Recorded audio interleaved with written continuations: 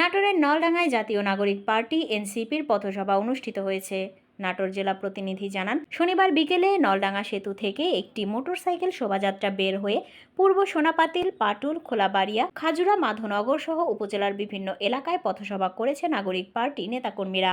পথসভায় প্রধান অতিথি হিসেবে বক্তব্য রাখেন জাতীয় নাগরিক পার্টির দক্ষিণাঞ্চলের সংগঠক মোহাম্মদ ফয়সাল আহমেদ। এছাড়াও পথসভায় উপস্থিত ছিলেন খিলক্ষেত ১ নং প্রতিনিধি তৌফিক আহমেদ মুসা, নাটোর প্রতিনিধি হারুন, পিয়াস তাইজুল, নলডাঙ্গা প্রতিনিধি কাজী আশিকুর রহমান, বাদশাহ, রাকিবুর ইসলাম সহ আরও অনেকে। পথসভায় বক্তারা বলেন, তারা জাতীয় নাগরিক পার্টির পক্ষ থেকে শুভেচ্ছা বার্তা পৌঁছে দিতে এসেছেন।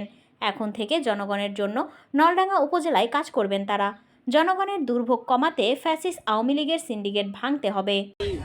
জাতীয় নাগরিক পার্টির পক্ষ থেকে আপনাদের কাছে শুভেচ্ছা বার্তা নিয়ে আসছি। আমরা নলডাঙ্গা উপজেলায় টিকেছি এবং সবার সাথে শুভেচ্ছা বিনিময় করতেছি। আপনারা আমাদের জন্য দোয়া করবেন যেন আমরা নতুন রাজনৈতিক বন্দোবস্তে একজন অংশীদার নিতে পারি, দেশকে যেন একটি নতুন রাজনৈতিক বন্দোবস্তে নিয়ে যেতে পারি। নলডাঙ্গা উপজেলার এই জাতীয় নাগরিক পার্টি আমরা আজকে থেকে এখানে কাজ করব আপনাদের জন্য।